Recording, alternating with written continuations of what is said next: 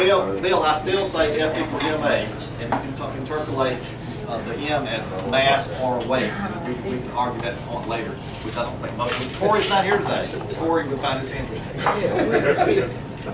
Next we have Rich Danker and Emma McCourty, who's Esquire, the attorney. And we usually have a couple of other attorneys here.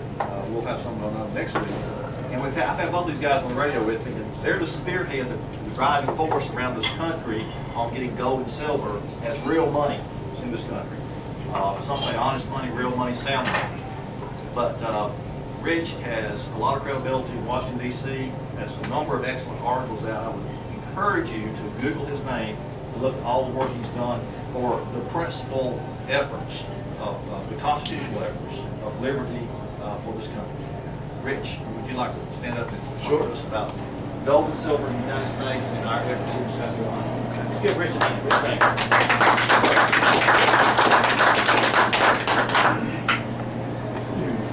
Thanks for having me, Steve. I appreciate the hospitality. And by way of introductions, Emmett. Rich, let me just say one thing I forgot this. Hey, you're supposed to correct me. We have the Honorable Kenny Bingham with us, Majority Leader for the House of the State of South Carolina. And Kenny, you don't have to say anything. I know. I thank you for being here. You know, we're not all extremists. We have some reasonable people, except for Talbot, you know, a couple of me, baby. But Rich is a credible person, and I think you attended our in February our sound money hearings. So this is the person that can help us, Rich. So let's focus this way. Appreciate that. Yeah, the group is American Principles Project based in D.C. We're a full spectrum conservative organization working in areas we think are crucial to the conservative movement and turning around the country. And Emmett McGroarty is working on pushing back against the federal takeover of education, and especially in South Carolina. And Bill Mack is Executive Director of American Principles Project in South Carolina, working on all our issues here. We were involved in Utah going back early last year on their sound money reform, and they were the first state, at least in the modern era, to declare gold and silver coins to be a legal tender, which not many people knew a state could do. In other words, to take its own course of action on monetary policy. And that bill and the South Carolina bill, which is very similar, which I helped Mike Pitt's draft not long after in the spring, does three main things. One, it declares gold and silver coins to be money, to be legal tender, per the state's constitutional authority in Article 1, Section 10 of the Constitution. Secondly, it takes away taxes off of the coins when they're used as money.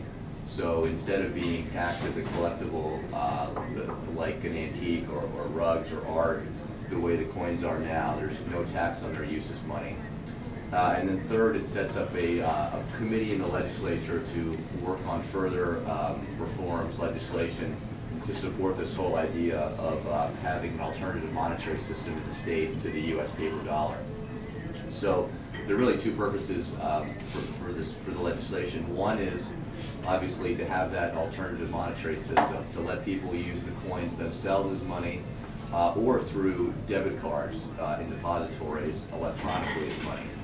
And that gives you a way to save and store your wealth in a fashion that's not going to be eroded in the way that the U.S. paper dollar is.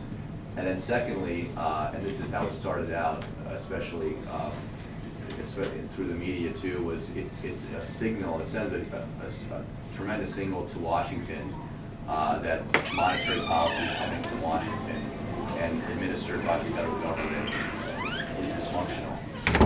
The paper dollar, since we took away the gold backing to it for good in 1971, 40 years ago, has lost 82% of its purchasing power. We've had to deal with cycles of inflation and stagflation and financial crises since then. And so turning around the monetary system, linking the dollar to gold, is the way not just to preserve the value of the money we use, but also, I think, to institute real fiscal reform and put a spending constraint on Congress, because when they can have a credit card really effectively that has no limit, they can print money to finance their deficits and also export U.S. debt abroad to foreign governments like China to support deficit spending. Then our battle to have a sense of limits on the size of government and to stop deficit spending. All of that is really is a lost cause in the long run, unless we get good monetary policy to create good fiscal policy.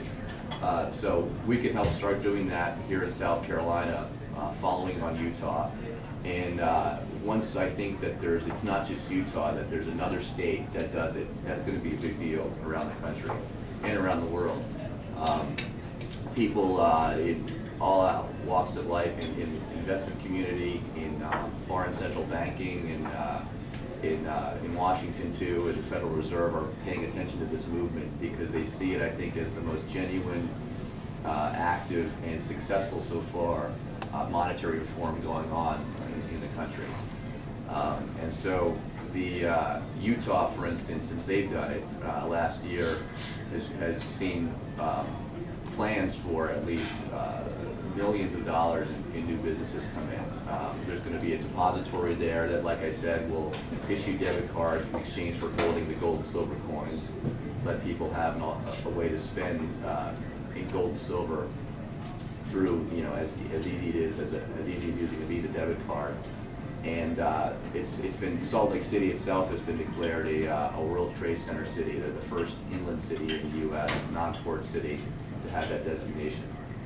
So it can do great things for the economy of South Carolina as well. And so there's a practical reason for doing it. There's obviously a political reason for doing it. And it's a popular thing to do too. Our organization has done some polling on the gold standard in the state. And back in April, we found that 2/3 of conservative Republicans, our fellow friends in the cause, 2/3 of them support this. And we're doing another round of polling next week going in the field. And we're also going to try and pitch this to presidential candidates to speak up about it too. So the bill is HB 4128, and we were proud to have Representative Bingham as a sponsor, Majority Leader Bingham. And there are about a dozen other sponsors in the House, one in the Senate.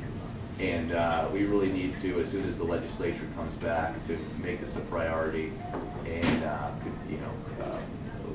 work on your members and tell your fellow constituents to make phone calls and really push this, because that gives it the best chance of it happening, of the evidence of popular support being there, which we know it is. So as Ray Moore says, who we had dinner with last night, it's the right thing to do and the popular thing to do, and that really makes it a worthy cause. So I'd be happy to take any questions you might have on it. Rich, question for you. You mentioned the tax issue, and we take care of South Carolina tax with this legislation. The one thing that's concerned me with legislation, Utah legislation here as well in South Carolina, is the capital gains tax that the federal government lays on transactions between gold and Federal Reserve notes. And I know that Jim DeMint has introduced a bill in the U.S. Congress that would eliminate the capital gains tax. How is that progressing? Y'all watching that or tracking that? It actually reminded me of that. Senator DeMint's office called us when this was happening back in May or June and said, what can we do to help? And we said, well, there's still a federal tax, like you said, on the coins right now, and so we need help getting rid of that. He introduced the Sound Money Promotion Act and got Senators Mike Lee and Rand Paul to co-sponsor it.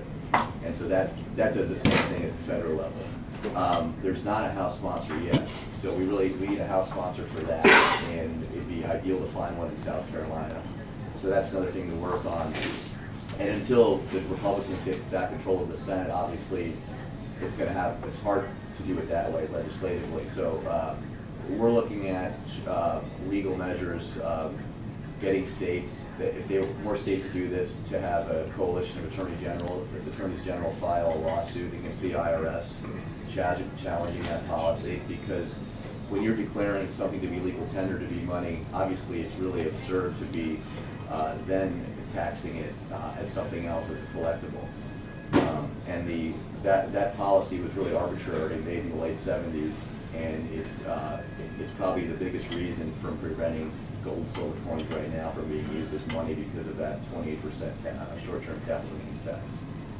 So that's important. Very good. Have you had any conversation with our Attorney General, to see if he was interested in participating in a lawsuit like that? I had before the bill was introduced, not since then, and so I think that's a good idea to circle back and just prime him and to make sure he'd be supportive of this.